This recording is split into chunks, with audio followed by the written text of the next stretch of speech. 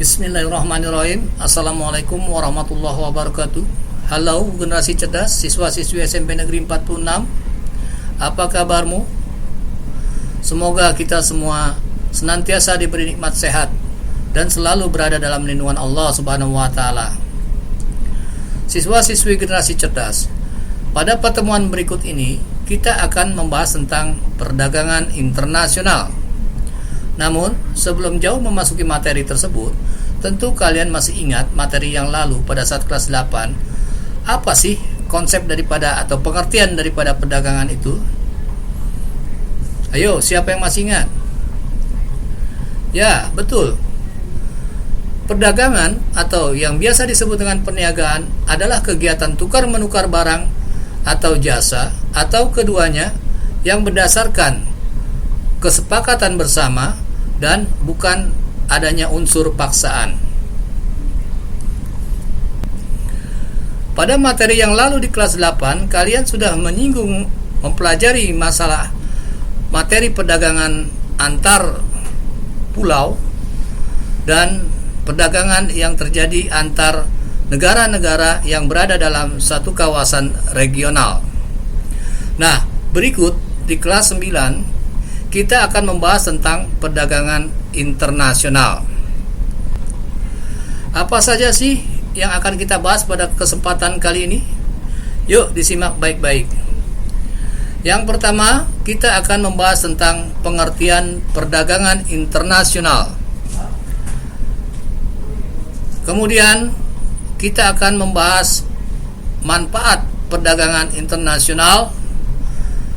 Selanjutnya yaitu tentang faktor-faktor yang mempengaruhi, baik yang mendorong maupun faktor yang menghambat perdagangan internasional. Selanjutnya yaitu teori-teori tentang perdagangan internasional. Dan yang terakhir yaitu tentang kebijakan-kebijakan yang terkait dengan perdagangan internasional. Oke, kita masuk ke materi yang pertama, yaitu apa sih pengertian perdagangan internasional itu?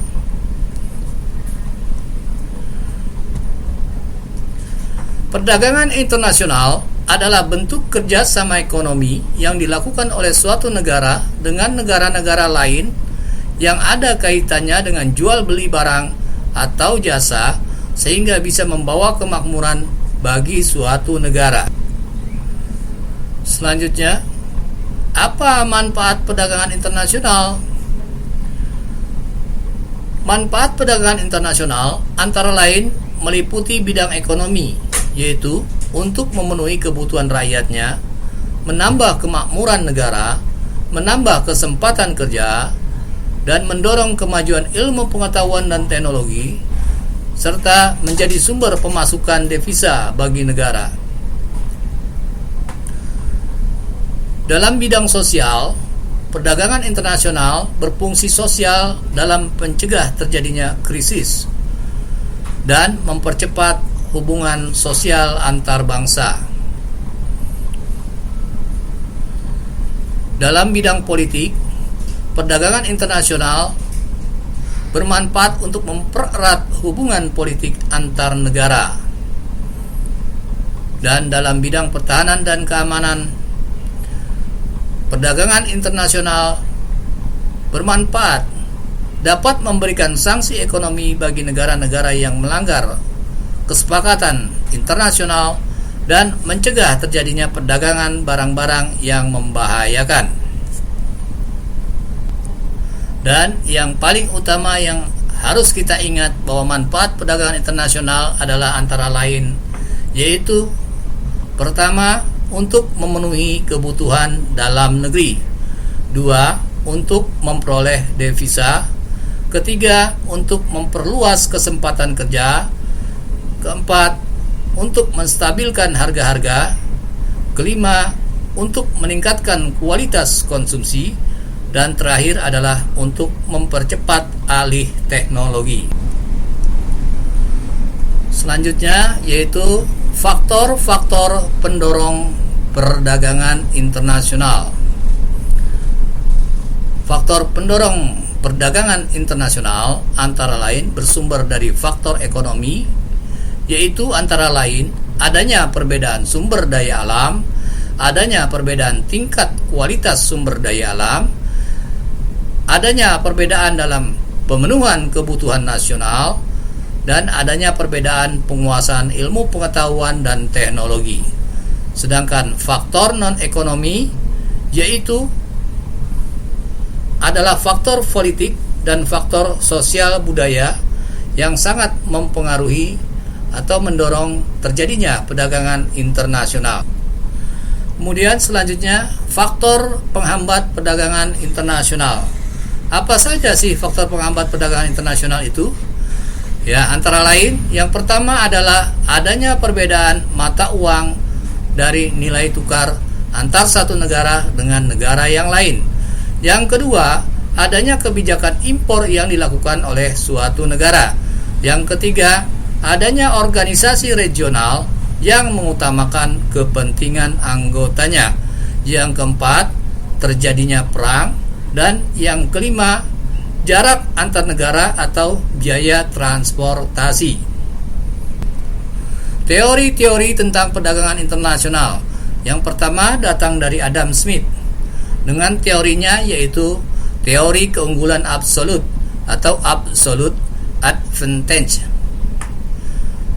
yang biasa disebut dengan teori keuntungan absolut atau teori keuntungan mutlak. Pendapatnya adalah bahwa dalam perdagangan internasional, suatu negara akan mempunyai keuntungan mutlak atau absolut dari negara lain bila negara tersebut memproduksi barang yang tidak dapat diproduksi oleh negara lain. Selanjutnya, teori ini datang dari David Ricardo, yaitu teori tentang keunggulan komparatif. David Ricardo mengatakan bahwa suatu negara mempunyai keunggulan komparatif dalam perdagangan internasional jika negara tersebut mampu memproduksi lebih banyak barang atau jasa dengan biaya yang lebih murah daripada negara yang lain. Selanjutnya adalah teori tentang perdagangan internasional yang datang dari John Stuart Mill, yang dikenal dengan teori keunggulan komparatif John Stuart Mill. Teorinya sebenarnya hampir sama dengan teori keunggulan komparatif yang disampaikan oleh David Ricardo. Hanya saja, teori ini menentang beberapa asumsi yang disampaikan oleh David Ricardo. Asumsi tersebut antara lain, perdagangan internasional menurut John Stuart Mill dapat dilakukan lebih dari dua negara. Kemudian, barang yang diperdagangkan dapat meliputi dari dua jenis barang atau lebih. Yang ketiga, kemampuan tenaga antar orang yang satu berbeda dengan orang yang lain. Selanjutnya adalah perkembangan dan pertumbuhannya teknologi antara satu negara dengan negara lain tidaklah sama.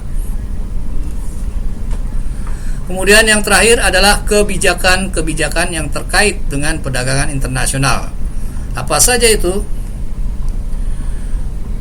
Sebelum kita membahas tentang bentuk-bentuk kebijakan tersebut, kita pelajari dulu konsep daripada kebijakan itu.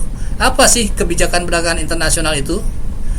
Kebijakan perdagangan internasional adalah rangkaian tindakan yang akan diambil untuk mengatasi kesulitan atau masalah hubungan perdagangan internasional guna melindungi kepentingan nasional. Nah, bentuknya antara lain adalah bisa berupa kuota, tarif,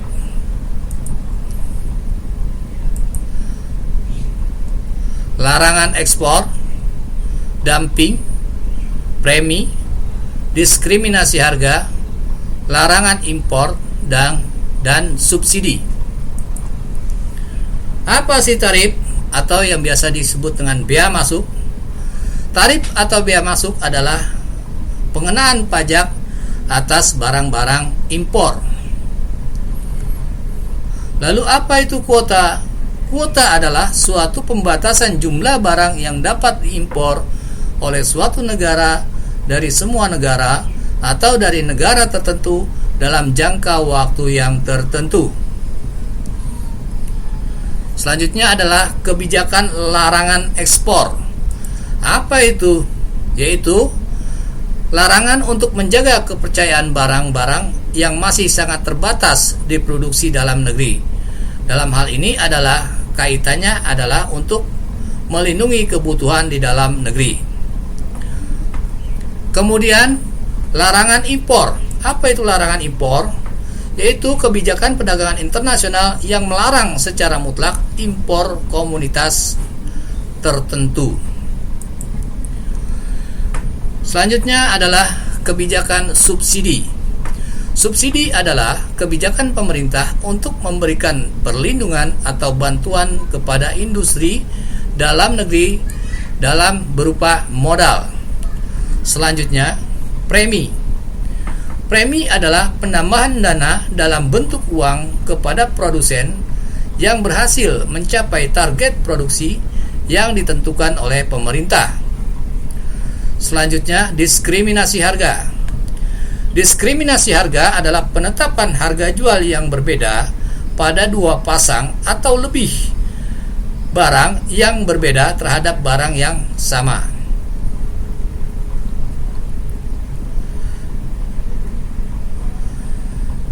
Politik dagang bebas, yaitu kebijakan di mana masing-masing pemerintah memberi kebebasan dalam kegiatan ekspor impor. Kemudian kebijakan dumping.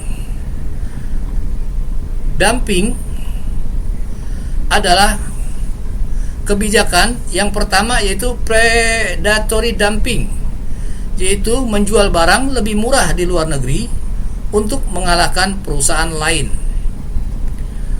Yang kedua yaitu sporadic dumping, yaitu menjual barang lebih murah di luar negeri karena adanya surplus produksi di dalam negeri. Nah, demikian materi kita pada pertemuan kali ini. Nanti kita akan sambung dengan materi selanjutnya pada pertemuan yang akan datang. Silakan kalian membuat ringkasan atau rangkuman dalam lembar kerja kalian dan kumpulkan di Google Classroom. Terima kasih. Wabillahi taufiq wal hidayah. Wassalamualaikum warahmatullahi wabarakatuh.